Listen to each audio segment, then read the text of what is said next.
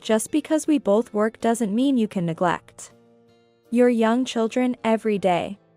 I've reported you. After finishing overtime and returning home exhausted, my neighbor suddenly stormed in, yelling. It was surprising and frightening. But wait. We don't have children. What followed was the revelation of a huge secret held by the neighbor. My name is Ashley. I'm 29 years old. I live in an apartment with my husband. We've been living in this apartment since we got married. It's meant for families, so it's spacious. And it's in a nice location with parks and supermarkets nearby, making it a comfortable place to live. The apartment next door had been empty for a while. But about a month ago, a newlywed couple moved in. The wife appears to be pregnant. She's young, petite, and pretty. We had seen each other when they came to greet us after moving in. And we'd chat a bit when we ran into each other while taking out the trash. When I told her that I'm a midwife at a private general hospital, she said she had wanted to give birth there. However, she plans to go back to her hometown for the delivery because it's far away. I work in obstetrics and gynecology, and my husband, David, is a clinical psychologist in the same hospital. We met at the hospital, got married, and it's been 5 years without having children. Given our age, it might be time to consider having children. But I love my job and haven't been able to make that decision. Having children would mean I couldn't focus on my work. I understand the difficulties of having children by observing my senior, Emma. Emma is a single mother raising a 3-year-old boy. She gave birth out of wedlock and the father has not acknowledged the child.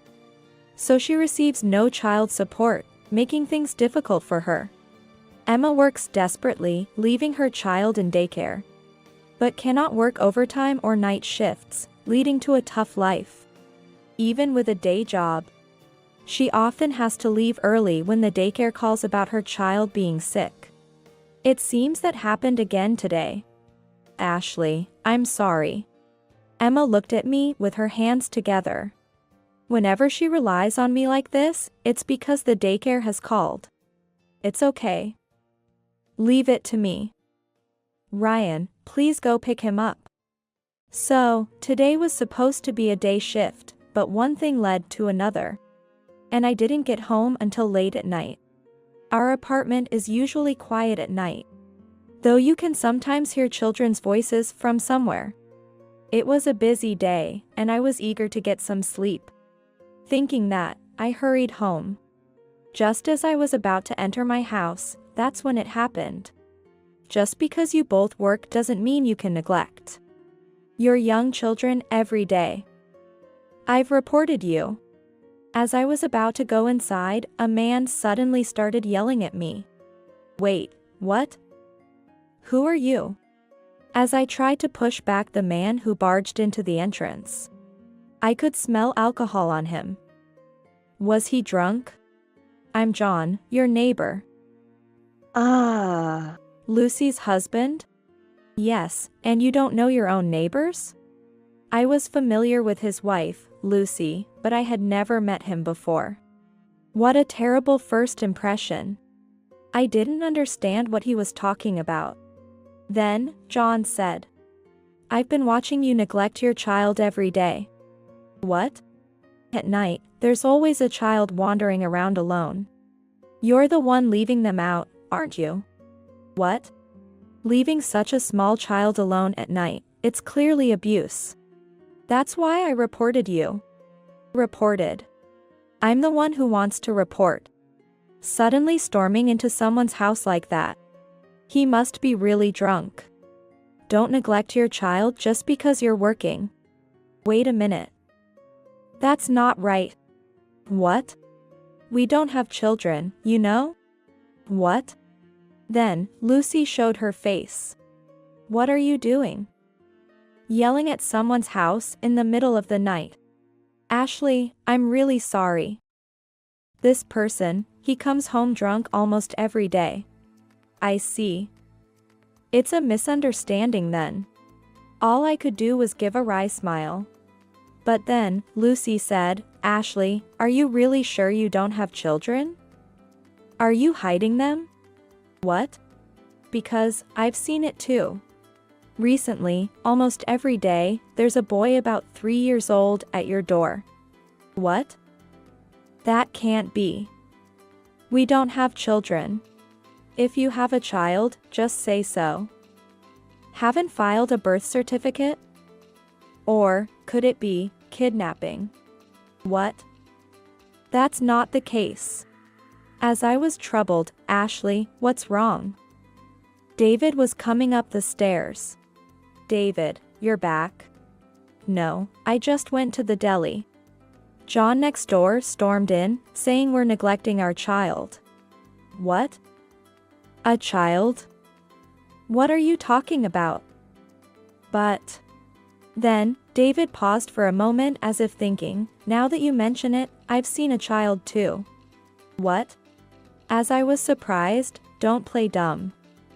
It's your child, isn't it?" John yelled at us again. "Anyway, it's late now and we don't want to cause trouble for the neighbors." "Excuse us." David grabbed my arm and we went inside, then locked the door.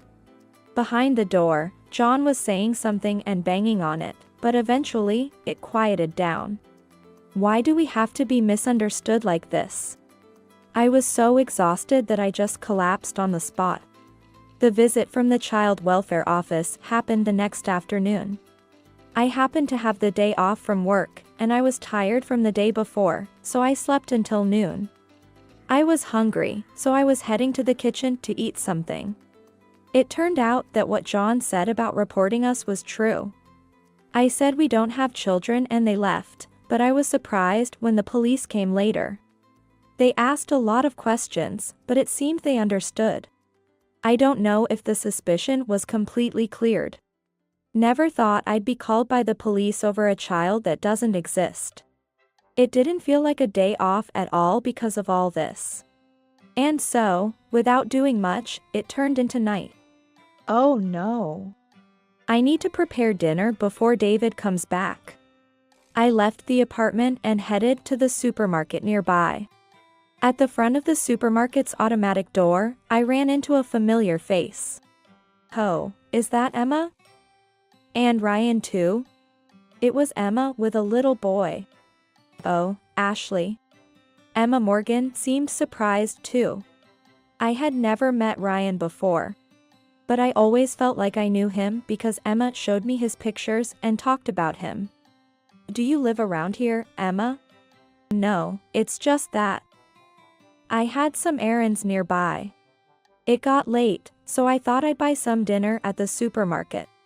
She seemed unusually hesitant for her usual self, clearly surprised.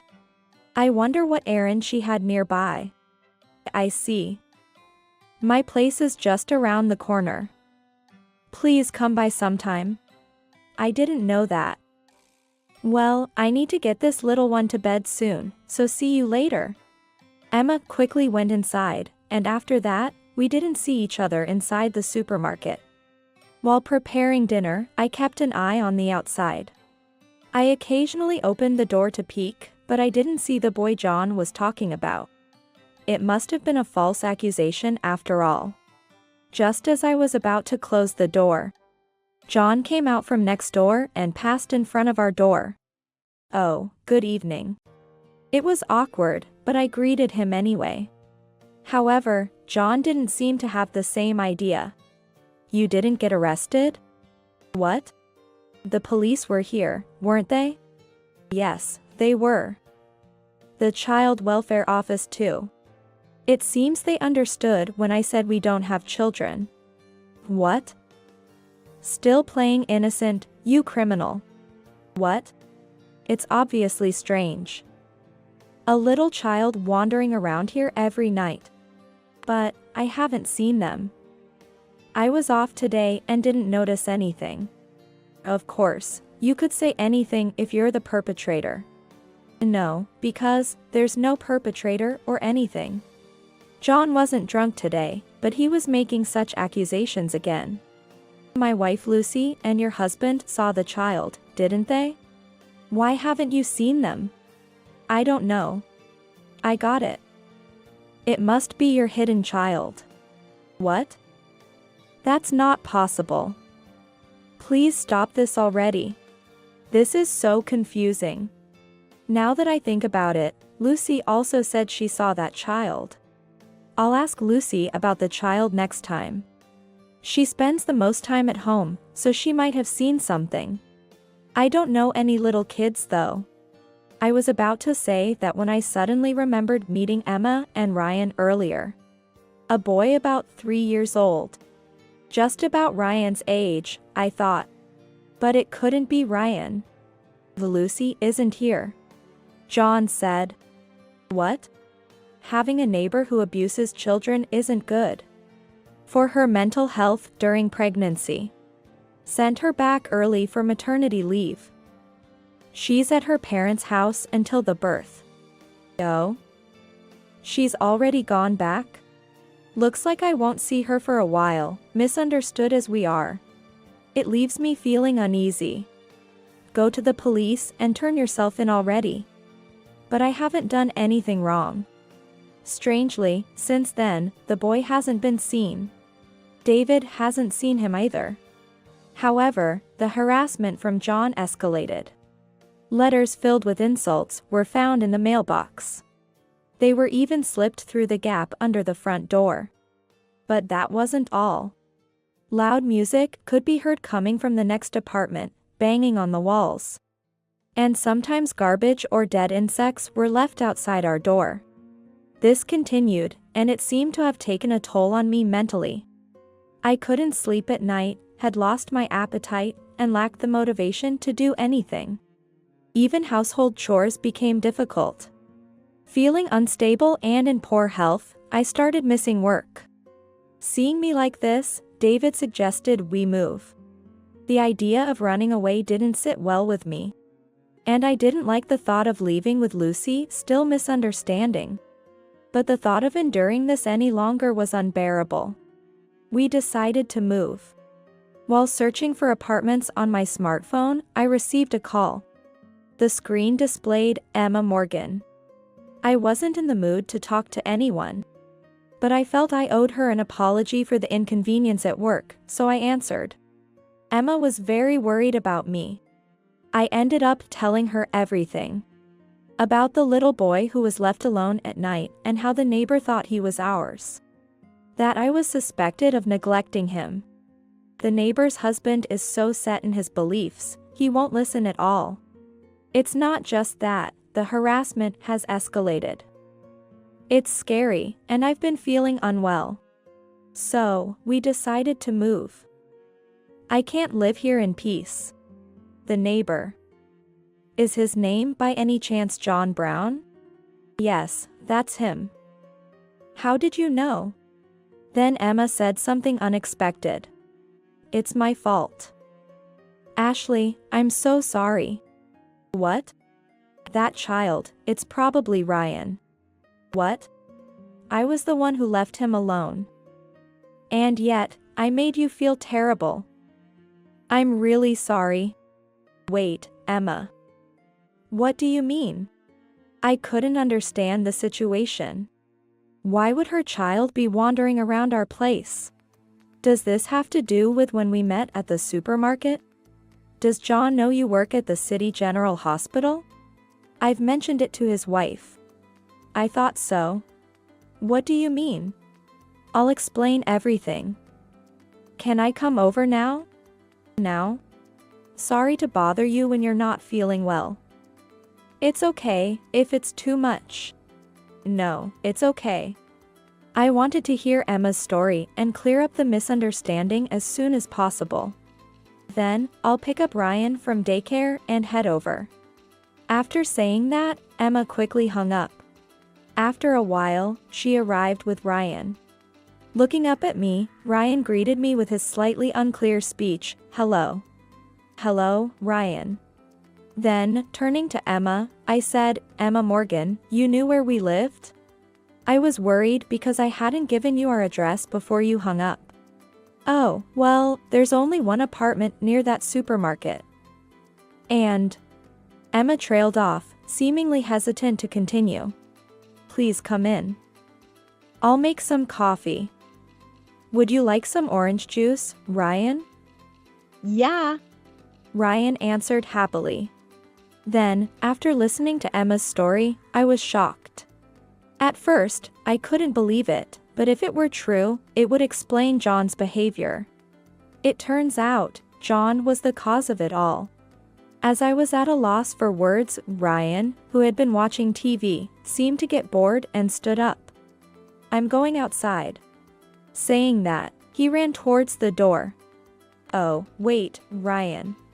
By the time I caught up, Ryan had already opened the door. That's when it happened. I found you. John was standing on the other side of the door. Startled by John's loud voice, Ryan stepped back. I pushed Ryan back into the room and stepped outside. I knew it. I just saw him coming out of your place. John laughed triumphantly. Of course. He's my guest. Don't play dumb. That's your child, right? Just admit it. He's not my child. He's my colleague's child. And yours. What? John's smile froze, and he stopped moving as if he were frozen. He's the child born between you and Emma. What? I pressed on. Don't pretend you've forgotten. John Brown, you were dating Emma Morgan. I could see John quickly turning pale. I don't know. I don't know anyone by that name. You promised to marry her, she was so happy. But you cheated on her with a younger woman and broke off the engagement unilaterally. Emma was pregnant with your child. Yet you disappeared and married that young woman, who is Lucy. I don't know any. I don't know her. Don't joke with me. Do you have any idea how much Emma struggled without you acknowledging your child? What are you talking about? You tell me to confess and turn myself in. And now, when it's inconvenient for you, you deny everything. I'm appalled. No, it's just that. Emma had to work as a midwife and also took a night job cleaning at the supermarket because she was struggling. There's nowhere to leave Ryan at night, so she took him with her. One day, she saw you shopping at the supermarket and found out you lived nearby. That's a lie. It's true. Emma told me everything. She wanted to talk to you and wanted you to meet your child, so she followed you. Then, she saw you entering this apartment. But when she saw Lucy coming out, she realized you were married, even with a baby on the way, and couldn't pursue you any further. Could it be? I once told Lucy that I work as a midwife at the city hospital. John, didn't you hear about this from Lucy? You knew Emma and I work at the same place, didn't you? That's why you harassed me, to avoid being exposed as Emma's ex. But you never imagined the child you occasionally saw was your own. You've been trying to drive me out of the apartment with false accusations. Wait. Is there any proof that he's my child? If you want to prove he's not your child, you'll cooperate with a DNA test, right? But, to go that far, if he's not your child, you should be able to do it. No, that's, well. At that moment, Emma appeared from behind me. Everything Ashley said is true. John's eyes widened. John, it's been a while. Emma. John was clearly flustered. Why are you doing this? Do you want to destroy my family? If I wanted to destroy your family, I would have shown myself when I first saw you with your wife. I don't care about you. I just couldn't bear the thought of your wife going through what I did. Then why send the child to me alone? Ryan waits for me in the break area while I work my part-time job. But sometimes he sneaks out. He must have remembered coming to this apartment last time. Maybe he felt something, even as a child, and that's why he came here alone and you saw him. John slumped to the ground, deflated. I'm sorry. You think sorry is enough? Then, John knelt down. Please, don't tell Lucy about this. Emma and I exchanged looks. Emma shrugged resignedly. I addressed John, still bowing his head. Is it because you don't want to ruin your relationship with Lucy and your unborn child? Yes, please, I'm begging you. That's for Lucy to decide. It's better she knows what kind of person you are. If she forgives you, then you can continue as a family. Leaving John behind, we went back inside. I'm sorry, Ashley. Thank you. Emma, possibly overwhelmed by all her pent-up frustrations, began to sob like a child. Mom, are you okay? Ryan, standing by his mother's side, looked incredibly dependable. I heard later that Lucy did not forgive John, and he was divorced. John moved to a cheap, bathless studio, working hard to pay child support for 2 children. Emma no longer needed to work at the supermarket and could spend more time with Ryan. They were financially and emotionally better off, even going on their first trip together. They brought back souvenirs and looked very happy. As for me, I was pregnant. Being a midwife, I thought pregnancy would be easy, but carrying a child brought a lot of anxiety. I also struggled with endless morning sickness. Pregnancy is hard. Fortunately, my husband David is understanding, listens when I'm feeling insecure, and helps with household chores when I'm physically struggling. Thinking about Emma facing pregnancy alone after being betrayed by her boyfriend made me realize how daunting it could be. I'm now preparing for birth with Emma's guidance. Don't worry, Ashley. I'll be there to deliver your baby. Emma is very enthusiastic about it.